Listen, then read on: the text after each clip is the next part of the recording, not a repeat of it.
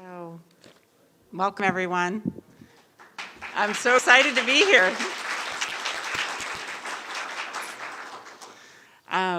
It's amazing just the fact that we can actually be here, all here together, and I so appreciate you coming out this evening for this event. Just in case you didn't know, there are some light refreshments out on the patio, so if you feel like you need to get a little bit of fresh air, maybe take your mask off for a second and have a drink or a cookie, please go help yourself, and that will also be open after Raj's lecture and our brief conversation. So for those of you that don't know me yet, I am Kelly Lindner, and I'm the Galleries and Collections Curator for the University Galleries. I started my position just before the shutdown.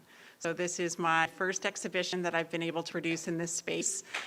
Thank you. And has been a labor of love. So after many postponements and finally able to reopening, I'm just really excited that you could all be here to experience this exhibition. So, and it's also my distinct pleasure to be able to introduce you to Rajkamal Kahlon tonight. I first saw Rajkamal's work in 2001 in New York City during an open studio event for the Whitney Independent Study Program. Her work struck an immediate chord with me. Even then, the work felt bold, subversive, and prompted questions about identity and trauma. Our conversation that night led to a studio visit a year or so later, and then another studio visit, and I continued to follow her work for the next 20 years. Our plans for this show started about 3 years ago, even before I came to Sacramento State. This is the artist's first major survey exhibition in the United States and presents the breadth of her work through 7 distinct series. Each of these series, some of them I knew early on, others I've only gotten to experience online because she has been based in Germany for a number of years. And so actually having an opportunity to see them in person, it was like, again, my renewed sort of love for her work all over again. So in bringing all this work together, the arc of her practice, the evolution and transformation, reveals the artist's ongoing interest to make visible the impact of colonialism across time, place, and peoples. In each project, Kahlon seeks to restore the humanity of those who have been targeted for exclusion, even destruction. She also restores hope that new narratives or potential histories are possible. So originally from Northern California, Kahlon is currently based in Berlin, Germany. She received her Bachelor of Fine Arts from the University of California, Davis, and a Master of Fine Arts in Painting and Drawing from the California College of Arts. She is an alumna of Skowhegan School of Painting and Sculpture and the Whitney Independent Study Program in New York. As of October 1st, Kahlon will be the new professor of painting at the University of Fine Arts in Hamburg, Germany. Her work has been exhibited internationally at the 2012 Taipei Biennial, Haus der Kulturen der Welt, Berlin, the Museum of Contemporary Art, Antwerp, the Museum of Modern Art, Warsaw, and the Museo Universitario de Arte Contemporáneo, Mexico City. And I apologize for butchering a lot of those pronunciations. So recent solo exhibitions include the Weltmuseum Wien, Austria, and Miwo Kunsthalle, Germany. Kahlon is the recipient of numerous grants, awards, and residencies, including the 2019 Via Romana Prize, Joan Mitchell Painting and Sculpture Award, the Paulette Krasner Award, and the 2021 Hans and Leah Grudig Prize. This project that you are seeing tonight would not have been possible without the wonderful collaboration of Yuba Sutter Arts and Culture and support from the California Humanities, a nonprofit partner of the National Endowment for the Arts. And Still I Rise is taking place in 2 locations, the University Library Gallery here, and the Sutter Theater Center for the Arts in Yuba City, which is hosting a corollary exhibition and additional public programs. I invite you to visit Yuba City. It's only 45 minutes away. It's a great little town. There will be an opening reception on Saturday, September 25th from 4 to 7 p.m., and an artist talk and community discussion on Friday, October 8th, starting at 6 p.m. The Library Gallery will also be hosting an upcoming event in partnership with the Center for Race, Immigration, and Social Justice on Wednesday, October 6th from noon to 2 p.m. So come join us with your lunch. I hope you can join us for what will be a lively discussion then with the artists and local scholars whose own research explores similar themes found in Kahlon's work. Information about all our upcoming programs can be found in the free brochure, which is on the desk in the back and also the other gallery. So again, thank you for coming out tonight. And now it is my pleasure to introduce Rajkamal Kahlon. Please welcome her.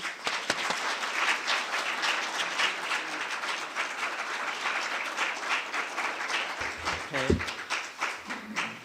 I'm actually going to start by saying that I'm going to take off my mask for the lecture.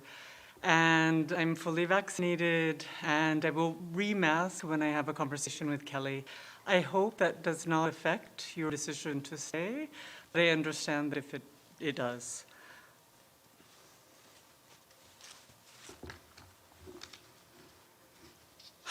Okay.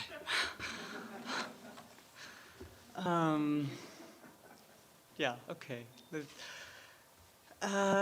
So I want to begin with thank yous. I actually want to highlight and thank Kelly Lindner for inviting me here and for laboring in an extraordinary way to make this show happen, overcoming numerous obstacles to bring me here, to bring my work here, and because of her continued faith in my work.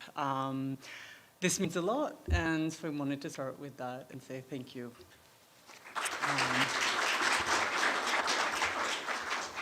Okay, so maybe, can I put this a little lower? It's a little in my face. Okay, so my name is Rajkamal Kahlon. I was born in the US, not too far from here, in Auburn, California, and I have been living and working in Berlin, Germany since 2010. I was trained in drawing and painting, as Kelly mentioned, and they have been at the center of my artistic work for the last 2 decades. The title of this exhibition, And Still I Rise, makes reference to a published collection of poems by American writer and poet Maya Angelou. The poem, And Still I Rise, is also a manifesto for my work as an artist. It is a mantra of laughter, joy, determined resistance in the face of death. So tonight I'd like to actually start and begin by thinking about the word luck. Luck is defined as success or failure, apparently brought by chance rather than through one's own actions. To be lucky, an adverb, is to result in good fortune. Lucky is also a first name among the middle classes in Punjab, together with dimple, lovely, and happy. I am lucky, or so I've been told, again and again. Maybe it has to do with being the only person in my family to be born in the US. Some combination of luck and fetal determination resulted in my American birth. Well, it was that and a liberalized immigration policy in the 60s and 70s that allowed the newly educated classes from Third World to escape their former colonies. Doctors, nurses, engineers, and teachers streamed out of the developing world and populated the factories and fields of the United States, and my parents were among them. I think about my family having a legal route into the US, not lessening the trauma of the journey. I think about the desperation my mother faced when an unplanned pregnancy threatened the necessary paperwork for departure. After her abortion, and shortly before she boarded a plane for California via Hawaii, I was conceived. Was it luck? I think about the kinds of decisions my mother faced. My family continues to bear the heavy mark of migration, yet I can scarcely imagine living indefinitely in transit between borders without adequate food or shelter, no guarantee of a future, and facing a hostile, quickly closing US. So was it luck that I was born on the right side of a border? I'm also left thinking about the reality of the US, the one that is rarely talked about, that appears incompatible with its magnificent wealth, expansive spaces, and glittering facades. It's the US in its modern form, which only exists because of its siphon-like strangulation of the rest of the world, using up its people, nature, and animals, much like a cannibal would suck the marrow from a bone. The US and Europe before it has littered the road with carcasses. Miraculously, the near dead scrape their way out of American and European bombing campaigns with an intact sense of hope that the US or the West can still be home. There's a knock at the door asking for help. The victim continues to identify with the aggressor. So my body of work, all of my work, addresses the body and trauma at the center of political violence. I'm interested in those bodies that have been turned into objects of study, and through my work, I hope to create relationships of solidarity and care towards the men and women I encounter in the archives. It is a work that in part creates community with the dead. I bring these archival encounters, these relationships built with images, back into the studio where they undergo a process of transformation. Sometimes the results are sensual and humorous, but at the same time, they are inflected with historical violence and pain.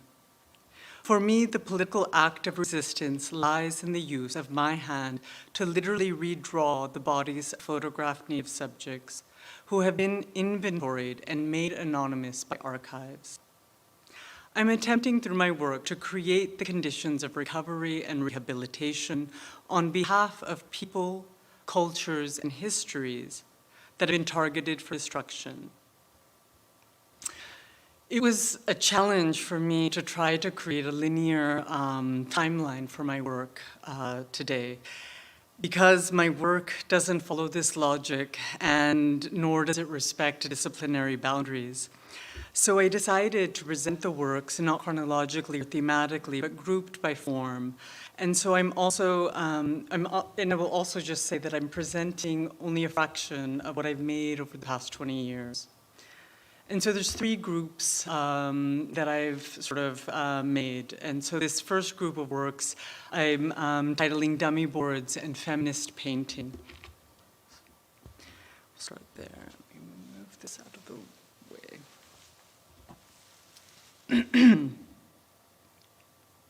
So I'd like to begin actually with the very first painting I made once I left graduate school.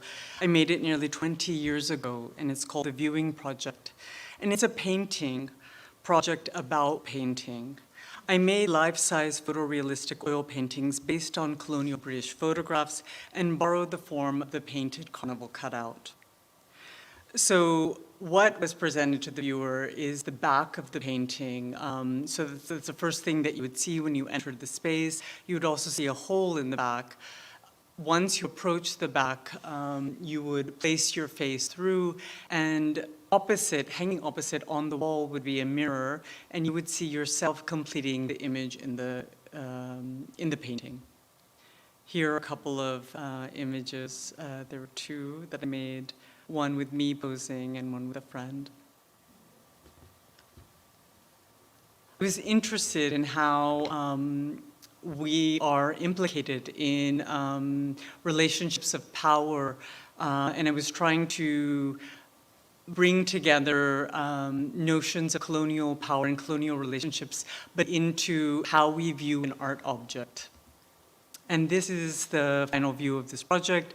This is the view of the camera photographing itself, and it's the position you would take if you were posing. So the American painter Harry James Marshall invited me to show this project in my first New York exhibition, which was titled Unjustified, and took place at Apex Art in New York. In this work, I was trying to ask a lot of questions about painting. What is it? How do we interact with it? What would the painting see if it could view us? What is the relationship between painting and performance? And I was trying to come to terms with my relationship to this medium. These and similar questions have led me to my work with what I've come to recently think of as a feminist painting form, yet it hasn't been written about as such. I'm referring to the form of cutout paintings, and I consider my work with cutouts to follow in the footsteps of artists like Dorothy Iannone and the 2017 Turner Prize winner Lubaina Hamid. So I began making cutouts in graduate school, and at the time I was a studio assistant for Carol Walker. Also at the time, I had met Glenn Ligon and Carrie James Marshall, who were early supporters of this body of work, and generally of the kinds of questions I was asking at the time.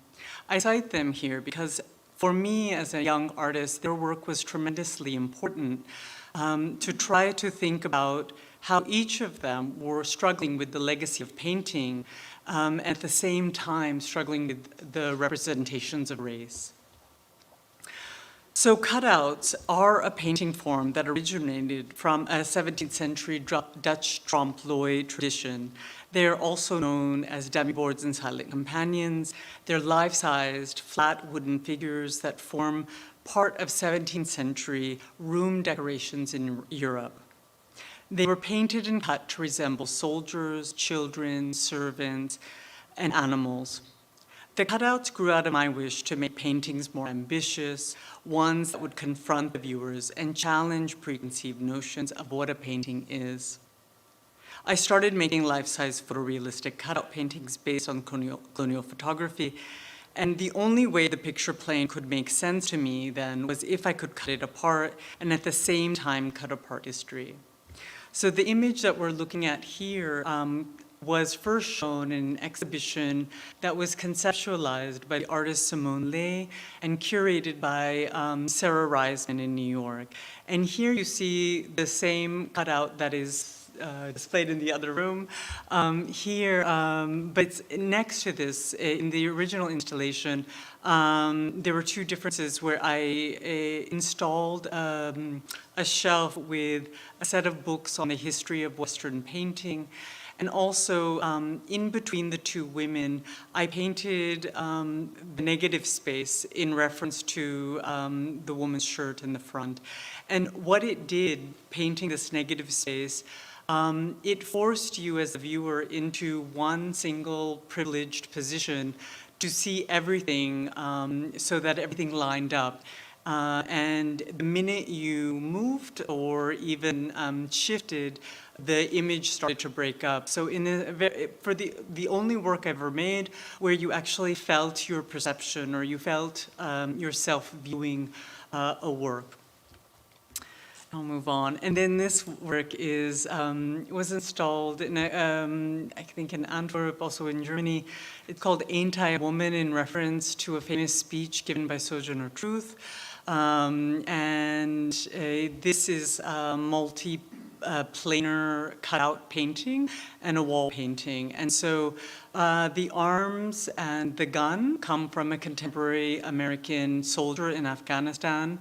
And the woman's figure comes from a 19th century British colonial photograph of a dancing girl, a Natch girl.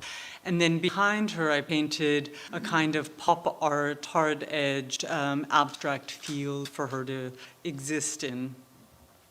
This is a side view, so you can kind of see what it looked like.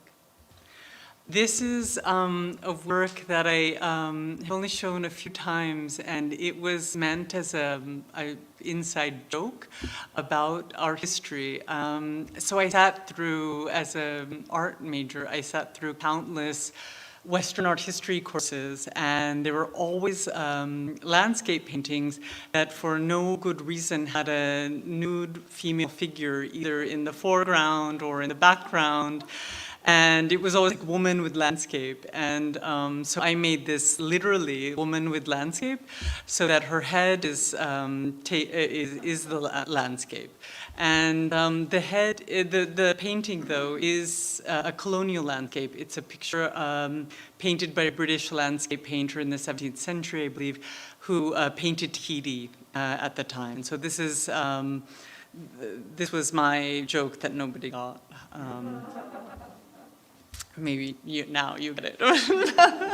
But, and then this work was also from 2012. It's a multi-planar cutout work in a wall painting. And the title is Go Send Your Sons into Exile, and it's in reference to a Rudyard Kipling poem, The White Man's Burden. And here, and the image comes from a photographic image of a colonial image of a boxer that I have doubled and then altered. And then behind them is a scene of a cloud, an explosion that's quoted from a then contemporary image from an explosion in Iraq.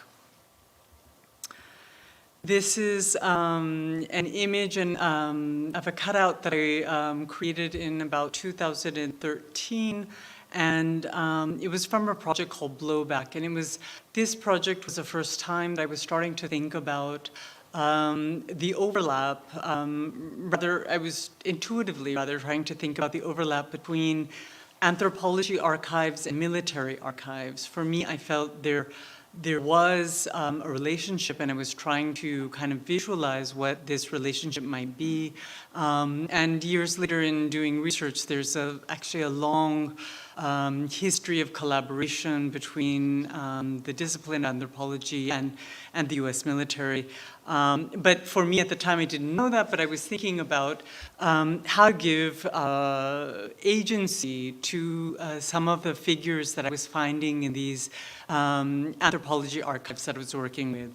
This image comes from the Tropen Museum's colonial photography archive. And then this next image is Vitruvian Man, or How I Learned to Love the Bomb. And this is, again, an image that was taken from a Dutch expedition to Papua New Guinea. And here I wanted to try to work with the images to try to, to give a sense of agency back, so that we couldn't look at them, these figures, these people, as if they were just objects of study anymore. And then the second category of work that I then created for the talk deals with colonial books and military archives. And so we jump around a bit in space and time. So I'm going to start with a body of work, the work that Kelly referenced when we met. I started this work called People in Places, Here and There, Stories of India. It's in maybe 2 weeks after the September 11th attacks. I had just moved to New York 2 weeks prior and was starting the Whitney program on September 11th. And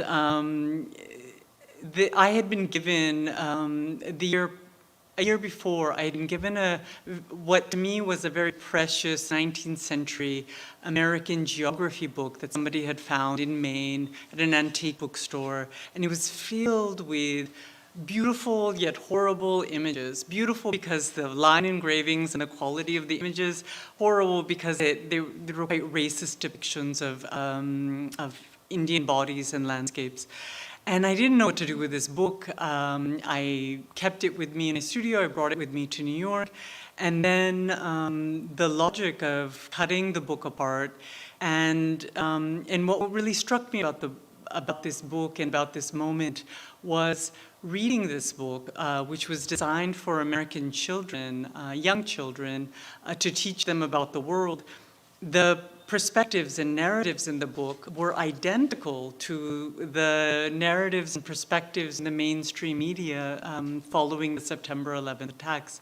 And so for me, the book, it's not about the 19th century, it's not about India, it's about, for me, it became a space for me to talk about being in New York right after September 11th, being in the US, and what I was experiencing. And so I made a set of these.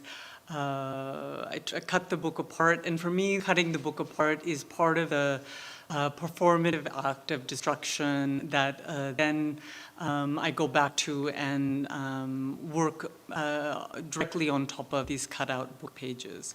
And this is, I call this one Looking for Love in All the Wrong Places. And I was thinking about, there were all the news stories that a lot of the airport workers didn't think anything was wrong when the hijackers went onto the planes because they were dressed like businessmen. And this was interesting to me, that the iconography of the businessman is okay, and so this is where the imagery for this work comes from. And this is an image of Nana Sahib cradling George W. And Nana Sahib was a figure in the 19th century who was part of the Indian Mutiny, who was really vilified by the British. And he resembled a lot of the caricatures of Osama bin Laden. And so I put them together.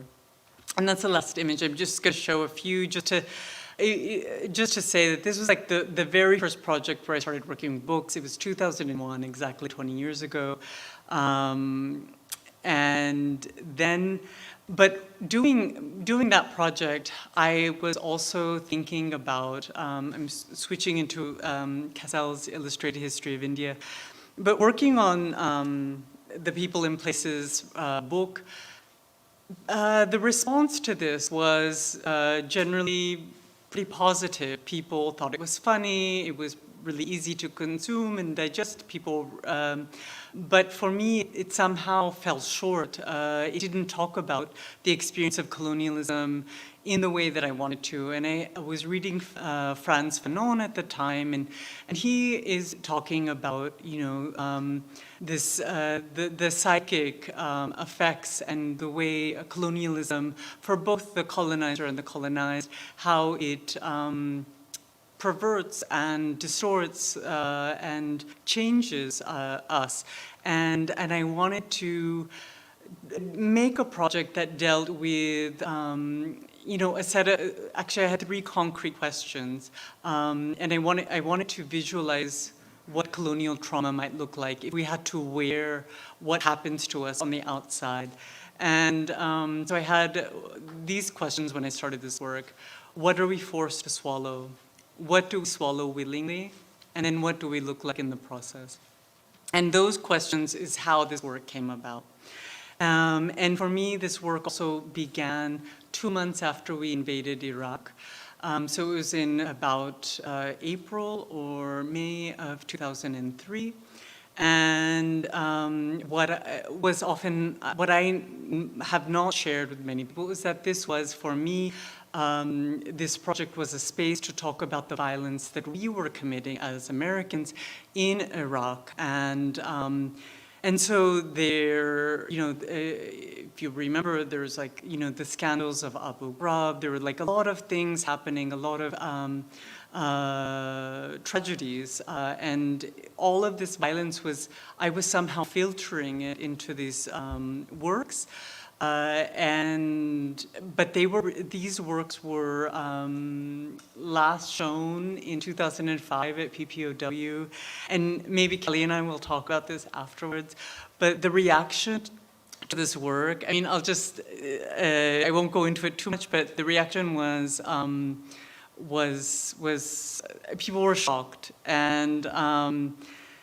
and Harvard, I'll just use their quote because it sort of sums up everything.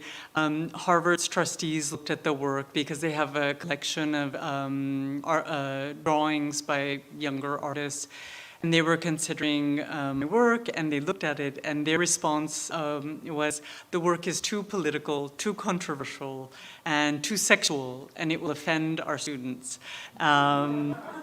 Now I wear it as a badge of honor. Then I really would have liked to have sold my paintings, but anyway. Yeah, and so these are some of the later works. These are much larger. And I think once the scale started to shift, this is when it started to get more difficult for people to deal with. The works got more maximalist. They were, there was a lot of violence happening, but there were all these kind of garish colors, and it was somehow hard for people to process what they were looking at and what was happening. And so from this work, this body of work and this body of work, there's almost 14 years has lapsed. And so after that exhibition at PPOW, I kind of gave up working with books, and I gave up working with book pages and working in a way that gave me a deep intuitive pleasure and joy.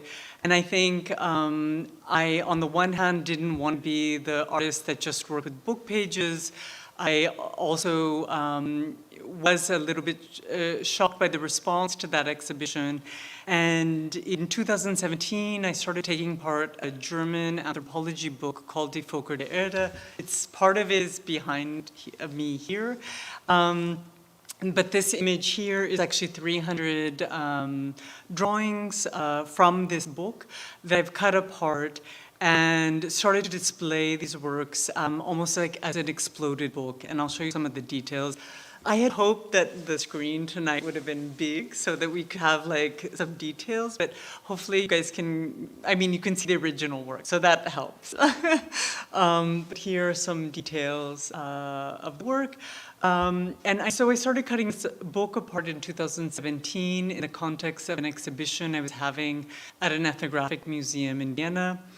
And once I started cutting the book apart, I was flooded with this kind of energy, this kind of intuitive force came back, and this pleasure came back into my practice that I hadn't realized was gone, and has remained and has kind of, I sort of gained a second wind once I don't know, from this moment I cut this book apart. And so I'm still working on this book. I'm down to the last 50 pages. These are just details. I work with this work. This is a project that is very intuitive. I work very quickly, very sketch-like. I can do 10 images sometimes in one sitting. Whatever I'm thinking about, whatever is in the news, whatever conversation I'm having, it all filters into the work.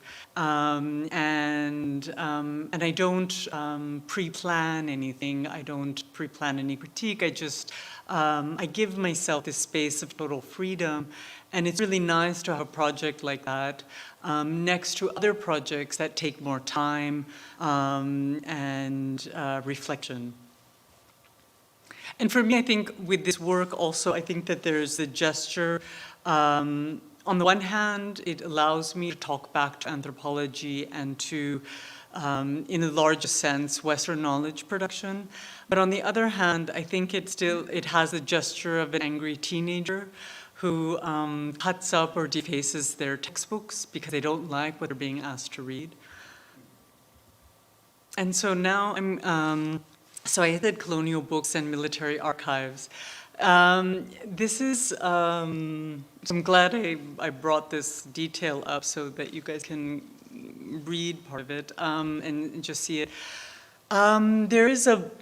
This work is in the exhibition too, and it's a body of work that has not been shown very much in the US. It's been shown all over the world, but not here too. And it's called Did You Kiss the Dead Body? And it is a project, so maybe I'll just go back to explain. In 2004, a group of legal organizations in the U.S. sued the U.S. government for the release of all documents related to the Bush-era torture program. And after numerous lawsuits, the ACLU was one of the group, but not the only one. After numerous lawsuits, the government finally released 100,000 pages of documents. And these are, you can find them online. They're called the torture FOIA. And a small subset of these documents were US military autopsy reports. Now, these autopsy reports don't describe American death.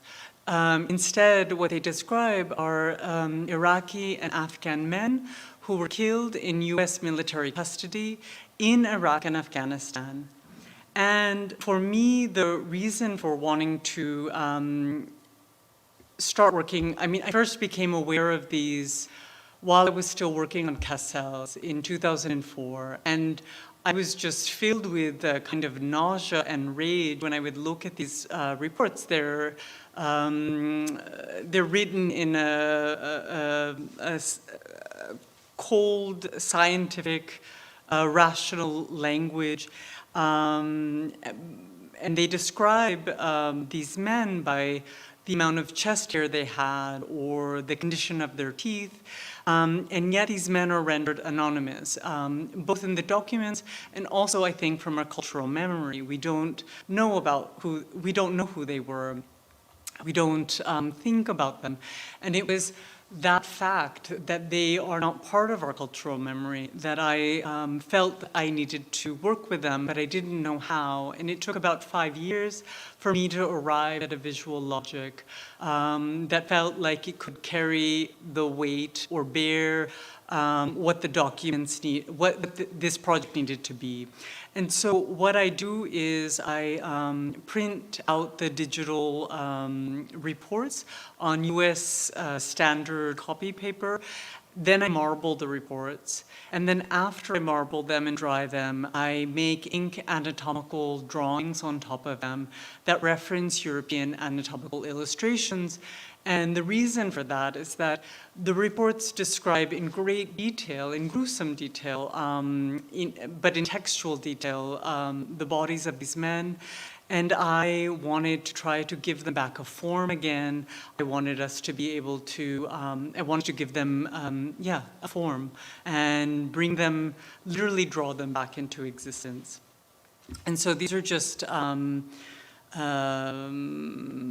details from, so each, finally I arrived at the logic that I would work on the entire autopsy report. So different reports are of different length. And so there are 2 different reports that are in the show. One is, I think, 8 pages and one is 10 or 11. 11.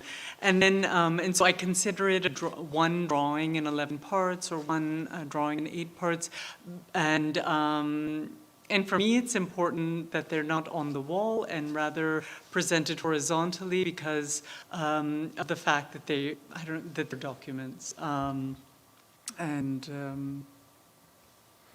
Let me see, let me catch up in my notes here.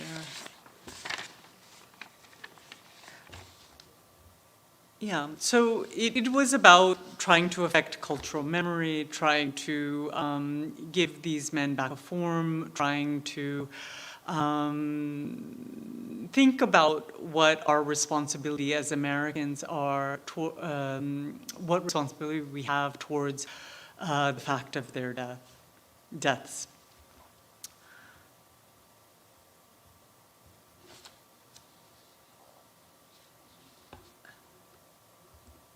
Okay, and then the last category that I created to talk about my work is painting as care work. And this, I guess, addresses where I am at now in terms of my relationship to painting and understanding what I'm doing as an artist.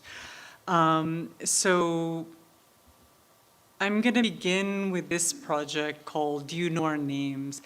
And it is a project that grew out of the Die Volker der Erde project, the one behind me. So Die Volker der Erde means people of the earth. And while I was working on that book, as I mentioned, it was a very quick sketch-like process. There were certain images, in particular of women in the book that I encountered, that I felt strongly that I wanted to work with these images more. I wanted to have a different relationship than what this other project was allowing me to have. So I found another copy of this book that I had not cut apart and painted over, and I found some of these images, scanned them, had enlargements made, photographic enlargements, and then brought these enlarged photographs back into the studio, where then I painted on top of them. And for me, then the painting, it's the first time where it plays a very specific role in the work. The painting for me meant that I could give them skin color, I could give them clothing, I could give them makeup, I could give them hair. I could enact from my point of view, I could enact care towards these women and give them back a kind of identity, a sense of humanity that the book robs them of and does not allow us to look at them that way. And as I've been making these works, this was also, for me, the most joyful work that I've ever made, where when I first made these, it was there was such a deep pleasure for me to make these, and I've been thinking and reflecting about this, that I think not only does it afford a chance for the women in this book to be seen differently and to have a sense of dignity or humanity, but it actually gives us as viewers a second chance. We get a chance to relate to them differently. And so for me, it's somehow, this work is a really, I don't think of it as a political work, but as a personal work. And well, I guess it's personal and political at the same time. And so I'll just show a few of these, because these have kind of led me into this new way of this kind of technical, new process of working that I've been doing. So there is this body of work that I want to talk about now. We've come a long way to be together. And it is the first project that I actually did about migration. I was commissioned by the Research Center for Material Culture in Leiden and asked if I would propose a project that deals with European colonialism and migration. And I then decided to propose a project based on this Wilfred Thesiger's book, Arabian Sands. So it seems men of a certain generation know this book internationally.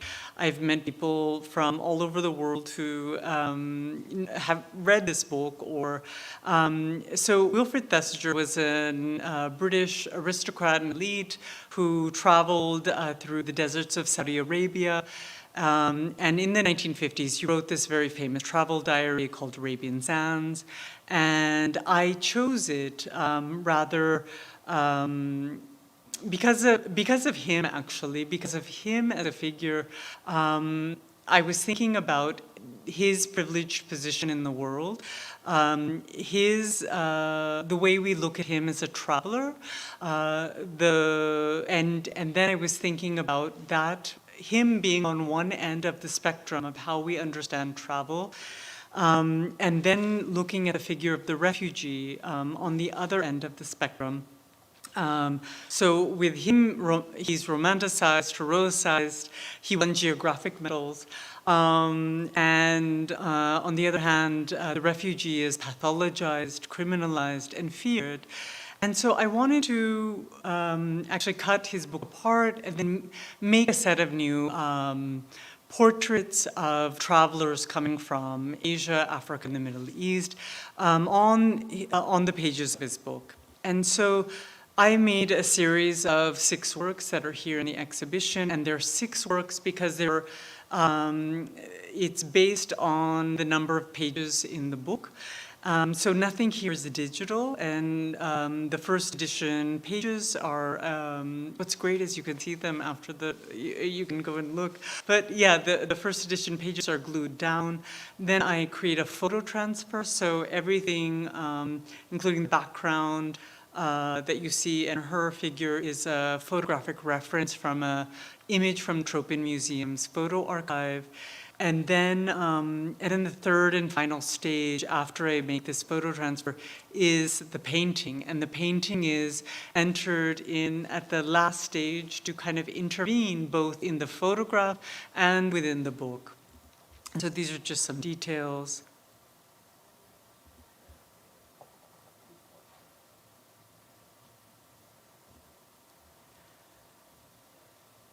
And so this, for me, this body of work is the first time that I was able to bring together all the threads that had been important to me, which was the book, the original, the historical context of the original book, the photographic trace, so knowing where the image comes from, having that in the work itself. And then having painting be the last sort of space of intervention and care in the work. And it was important for me to make a work where all of the research is there. And if you are willing to look and willing to spend the time, there's nothing external that you need to know about me or about the work. It's all there for you to uncover. And for me, this is comes down to a kind of democratic image making, which is something that I think a lot about. I want my work to be as accessible to the cleaner of the museum as it is to the director of the museum. So I'll just take you through these works, and then last.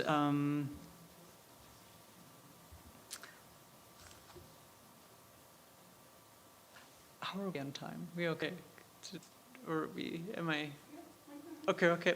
It's just, there's one last project which I want to, the project that I actually made specifically for this exhibition, but it's based on this technique of using, using the same process, but I'll talk about it in just a second. I think this is the last image from this project. So, So the last project that I wanted to talk about is called Enter My Burning House, and it is a project that I made specifically for this exhibition. It's a last work that I've made. It was made in the spring of this year, and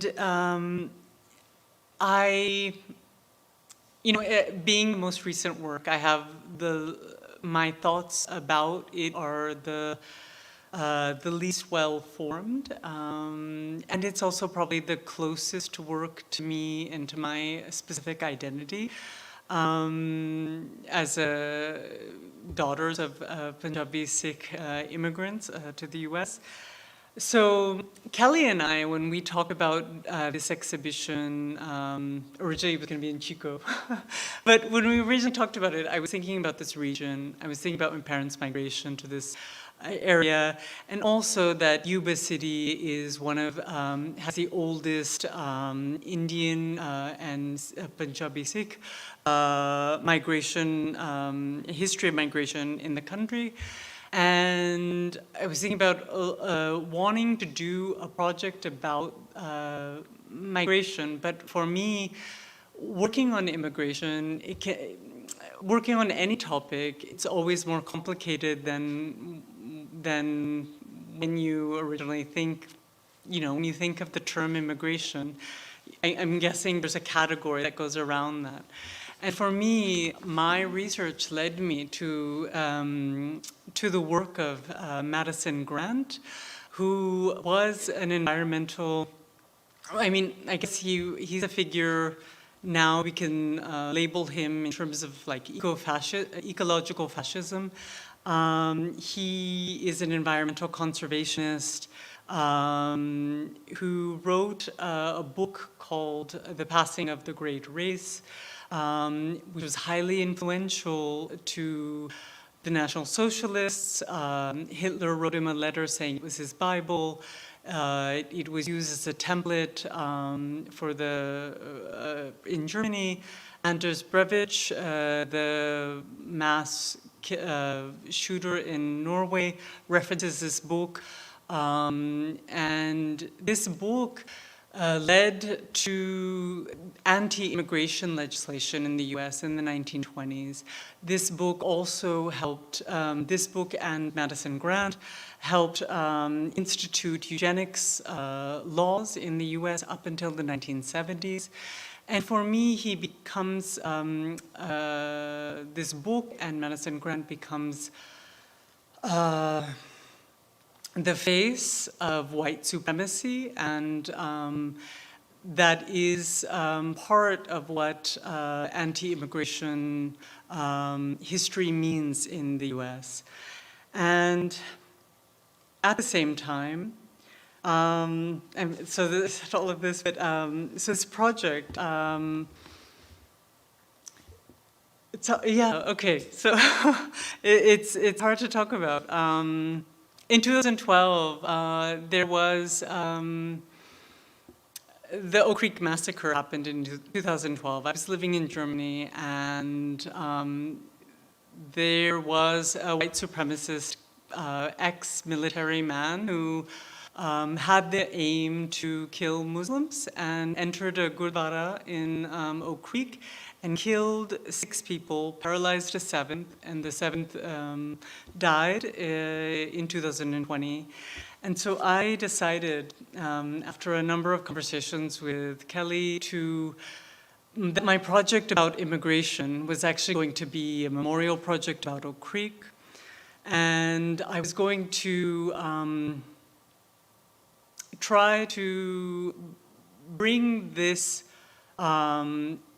event into conversation with these earlier histories of American anti-immigrant sentiment in the US.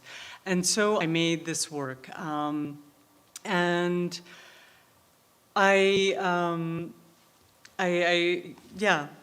yeah, okay, so I will read the names of the people that died. And this is Prakash Singh. He was born in November 1st, 1972, and he died on August 5th, 2012. He was actually a Granthi, and his wife and young child just arrived from India and were about to get their first apartment together when he died, when he was killed. This is Sita Singh. He he was born on November 15th, 1970, and died on August 5th, 2012. This is Ranjit Singh, his brother. He was born on April 4th, 1963, and he died on August 5th, 2012. This is the only woman that was killed, Paramjit Kaur. She was born, on April 25th, 1971, and died on August 5th, 2012. This is Satwan Singh Kaleka. He was the founder of the Gurdwara. He was born on June 2nd, 1947, and died on August 5th, 2012. This is Suveg Singh. He was born on June 6th, 1928, and died on August 5th, 2012. He was the oldest worshipper that was killed. And this is Baba Punjab Singh, an early photograph of his. He was born on August 11th, 1947, and he died on March 2nd, 2020, so just last year. He was paralyzed, yeah, so I wanted to make this project for a lot of reasons, but it is yeah, it's a very personal work, and I guess it's a bit hard for me to talk about. So I'm gonna conclude my talk. This poem, whenever I read it, I cry, so I won't read it, but I thought we would have a large screen and you guys could read it. But you can read afterwards, leave it up. It's Maya Angelou's poem, Still I Rise. It's a beautiful, beautiful and great poem. And I'm just gonna leave that up while I read my conclusion. So, as an artist, I have found, after many years of trial and error, a way of entering into empathic relationships with traumatic histories and create new possibilities of healing. The act of going through archives, making connections, rehabilitating the voices and communities that have been erased, distorted, and maligned is vitally important. It is nothing less than our survival that is at stake inside of archives and museum collections, and in the representations of our histories. And if we again return to this idea of luck, you might call it luck that I carry an American passport, but it's because of this imperial citizenship that I bear a greater responsibility in this work of care and rehabilitation. We all do. Thank you.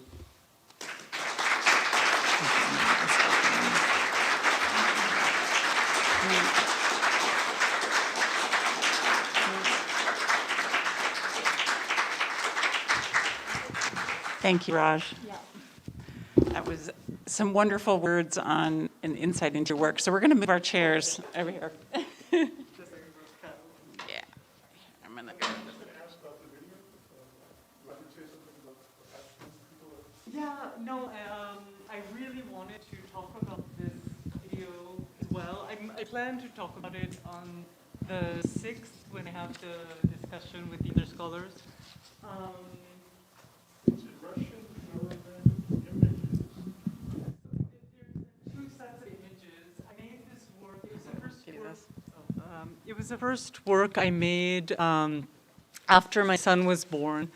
And I was I had just finished a year of research in archives in Austria and at Harvard, anthropology archives. And I had just discovered the work of G.F. Debitz. He was a Russian anthropologist who had gone to Afghanistan in the 1960s. And he made is this okay? Yeah. Okay. And he made a survey. He did an anthropometric survey. What that means is he measured people's skulls, their skin color, their eye color, and created a kind of scientific, statistical data and took photographs. And this was published in a book called The People of Afghanistan, and it was part of a Russian translation series published by the Peabody Museum at Harvard in 1970. And I have this book, and these images that you see being projected on top of the contemporary bombing footage is from this anthropological survey. And for me, the original intention behind putting the 2 types of footage together had to do with thinking about 2 systems of imperial violence that affected this region. And when I saw the work together, what happens, there's a slippage of meaning. So when you see these men, this no longer do you understand or see this awful anthropological work, but there's a kind of humanity that's instead enters, and you start to, at least this is how I read it. I mean, you start to think that these are the people that are being bombed. And you start to make this kind of relationship. It wasn't my intention when I put these together. But this was my first film that I have ever made. But I followed the logic that I use when I make a painting or I work with collage. It's about bringing different things together and trying to create a new and a third meaning. The meaning that got created from this, putting these two types of footage together surprised me, but I think that's important that surprise can happen. The other footage, besides the anthropology footage, is actually found footage from 2002. It's contemporary thermal resolution bombing footage. These are American bomber pilots in Afghanistan. And and so this was something I wanted to show, but in trying to think about these three categories of trying to think about how to talk about 20 years of work was quite difficult. And then there's this one film that I made, and where to fit it in. It was hard, yeah.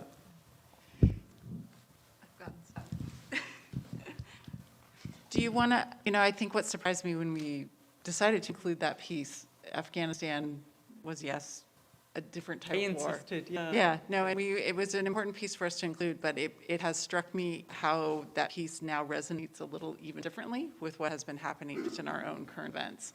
And I'm curious if you had, I don't know if you want to share thoughts on that, about sort of how the meaning of your work has shifted during time. There are certain events that, especially like with Cassell's, you were talking about that it was made directly after the 9/11 attacks.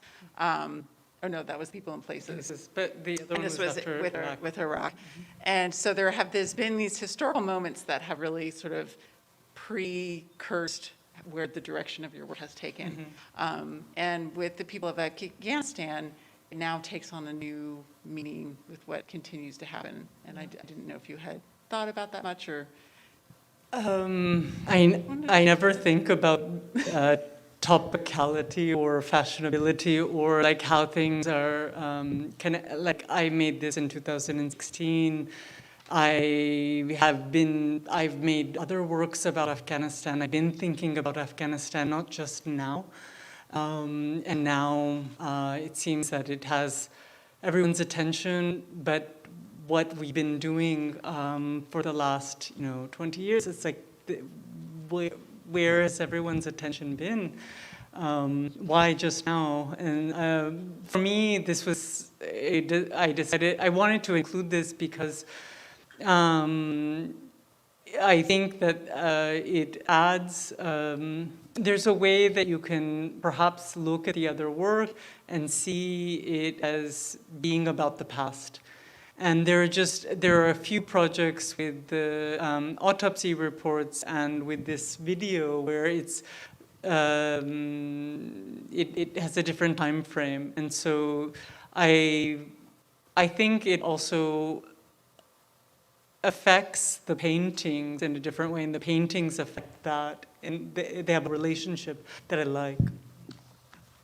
I would agree with you on that. So we definitely want to take some questions from the audience as well. I'm going to lob one more your way, and then we will open it up. So one of the things in working with such an expansive material, and I have been always drawn to your use of the bandage and how it reappears from one body of work to the other. And it symbolizes, for me, something that is evidence of a wound, of trauma, but also of healing. It is something about care, about something that might, that we're attempting to not only hide, but cure in some way. And I was interested, I don't know that I've ever asked you, where did that come from? And has the meaning of it or the symbolism of it changed for you as you've gone from one body of work to the next? It started in Cassell's, but very intuitively, as much of the work and imagery in that body of work is. And I was drawn to it again and again, and I think that there's a few things going on. What you point out, the iconography of healing, the iconography of wounds. But then also for me, it's the idea of masking.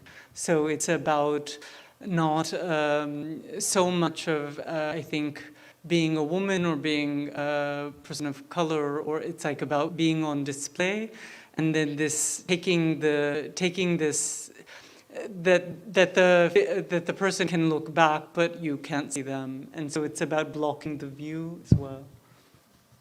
Thank you. Yeah. Do we have any questions out there from the audience? Yes, David. Hi. Fabulous presentation. I'm David Reed from Yuba Center Arts. We look forward to hosting you this weekend and also on October 8th. So I suspect that everyone in this room gets it. Do you feel like you change minds? Have you ever gotten any feedback that, wow, I never thought of it that way? I don't know. I know. Yeah. Yeah, I don't know. I don't know how to answer that. You know how to answer that. But would you consider that a goal, to change minds through your work? I mean, I think for me, the reason I work with things like,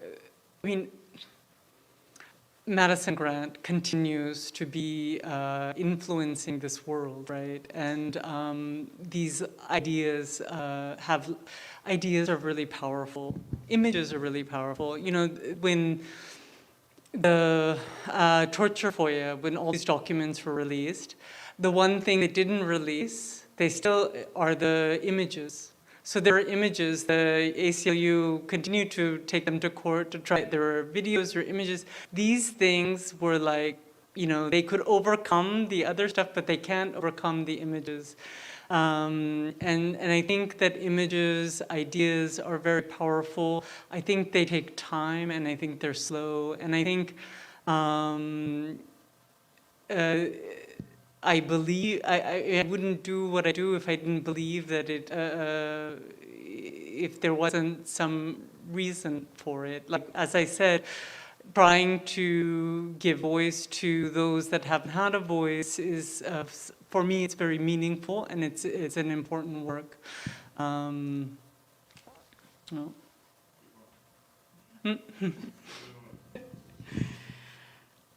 Anyone else out there?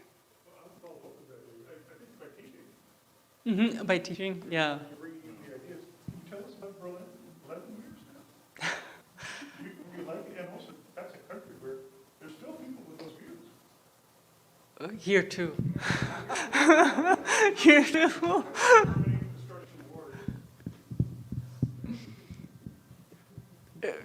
How many has America started? I'm not trying to say what is better, but yeah. I moved to Germany for love, and I have a family there, and also for economic survival. For the kind of work that I wanted to make, I don't think I could make it here. And I was able to arrive at a time where it was economically viable to live cheaply, and I could make my work. I have been working independent of the commercial system for 20 years, which is, and I don't have a trust fund, and I don't have family money, and I didn't marry a rich man. So, like, all of these, you can only do that if you can, the cost of living was such that this is what had been special about Berlin, is no longer. People describe it as New York in the 80s, before all the financial money hit. So I'm curious, you've talked about a lot of the source materials that you've used in your work that vary greatly, from the ethnographic books to the military reports. And your process, you describe it yourself as being very slow. That is something that you have to kind of sit with before you decide what type of imagery. But I'm wondering about when that moment starts. Like, how do you know what image you're going to place with something? The marbling with the military reports was a really important sort of component step in that, in giving it that flesh feeling, that dimensionality to what would otherwise just be a flat textual paper. So just a little bit more about your process in terms of how you sort of pair these images, these sources, with the imagery that you put atop it. It's largely intuitive. So I have a kind of research practice, which is, I guess, unusual for painters, where I will sometimes go to archives or I read a lot, which I'm finding is very unusual for painters. Yeah, so I have this kind of way where I sort of fill myself up with information, with images, with ideas, with other people's images and ideas, and I just kind of like a sponge. And then at a certain point, I step away from that. I go into the studio, and there this stops, and I have a completely intuitive practice and process where I try to let this, all the things that I've kind of have percolating, I let it come out in some way, but I don't know what that way is going to be. I had so many false starts with this Did You Kiss a Dead Body project before I came to the marbling, and then it was like, that's it, and it's marbling and it's ink because it's like the ink of the reports, that's it, that makes sense. And it has to be on American-sized paper because these are in American documents, okay, and it's just simple. And then once I saw the documents, and I didn't like them on the wall, it made me uncomfortable when I saw them hanging like artwork. And then once I saw them down, I was like, okay, now I can exhibit them this way. That feels okay. So everything is about kind of trial and error. And I had like 2 or 3 false starts with the autopsy works before I got to it, and then even the marbling was like, I didn't know how to do marbling, so I had to teach myself marbling, and you find the thing that it needs, Thank you. Yeah. Great. Yes. Thank you. I was just wondering, would you say that your rendering of graphic imagery would be would be kind of like sorry, my train of thought just like flew out the window.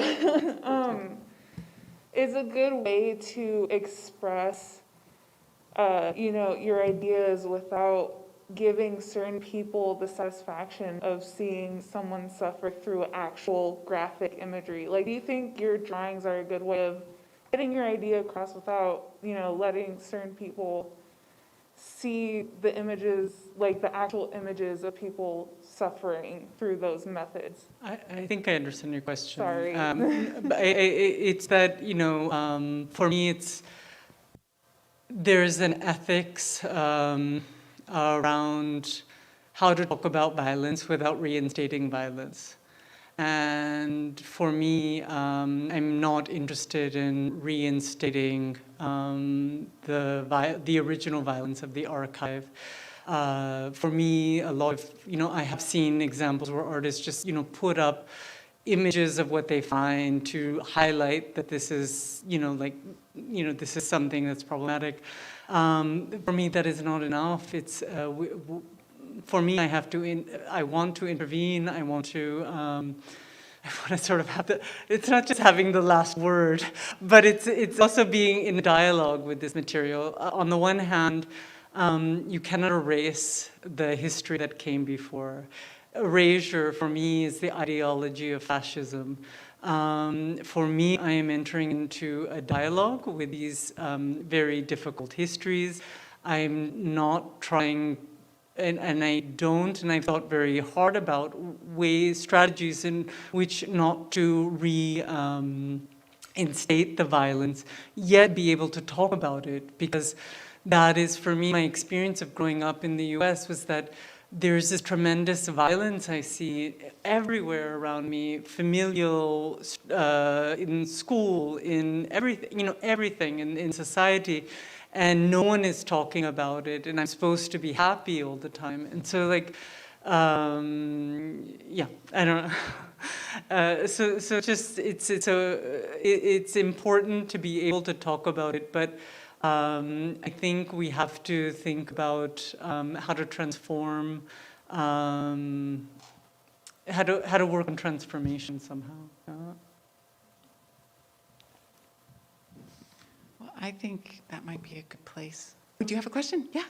Well, I just wanted, and this may seem obvious based on your work, but it seems, I want to hear about your attitudes towards the written word and towards text, because you've obviously torn apart these books. And I see your work as contesting mediation, the mediation that happens in the written word, right? So bringing this back.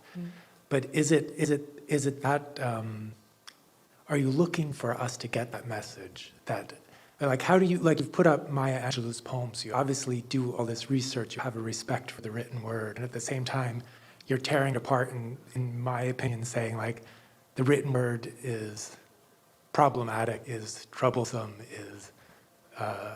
is inherently, what's the right word for this? The power dynamics is inherently political, right? So is this something that you're trying to get at, or am I misreading what you're doing? Perhaps you're misreading. It's more that I'm trying to call attention to who is able to enunciate and who is not.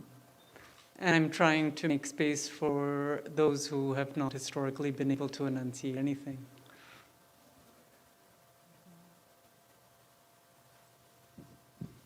Yes, certainly. Can you hear me okay?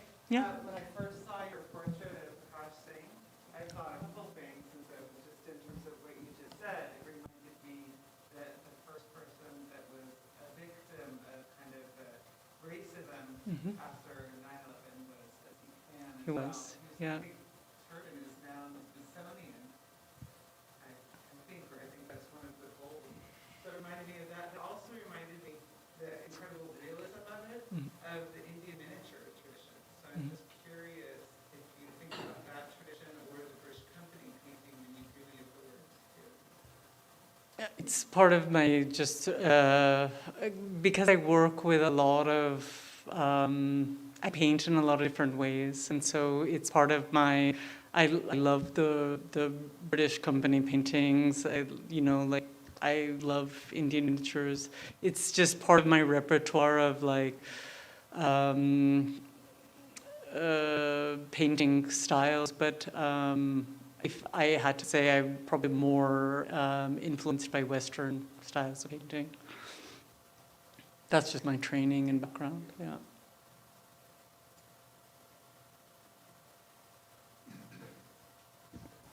I'll ask a question. Go for it.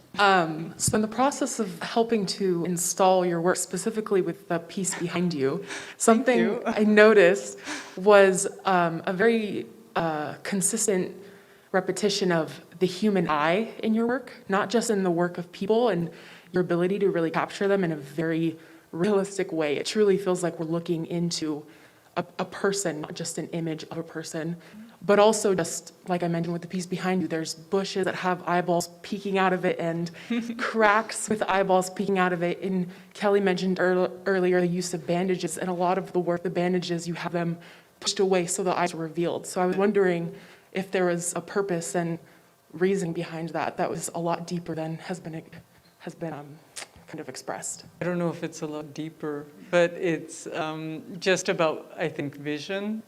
I think a lot about vision and how we see, and I'm always thinking iconographically, and so that's it. It's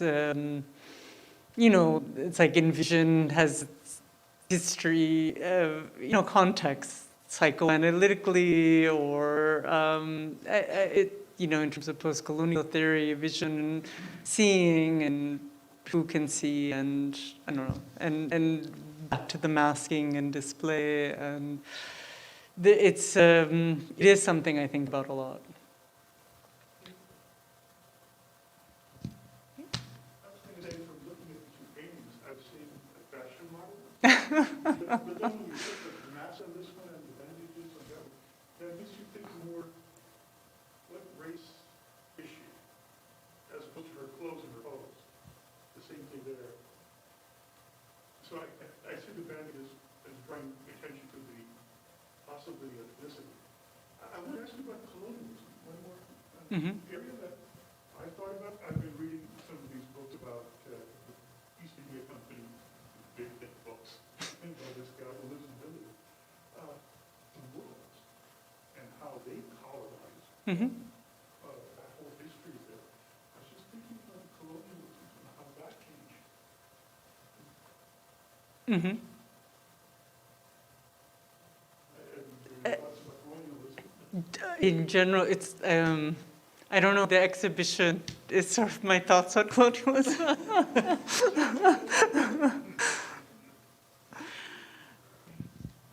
Any other questions out there? All right. Well, I want to thank everyone again for coming this evening. I really appreciate it. There's still a moment to grab some iced tea or lemonade or a cookie out on the patio. Please do. And if you have any questions for the artist, she'll be here as well. So thank you. Thank you.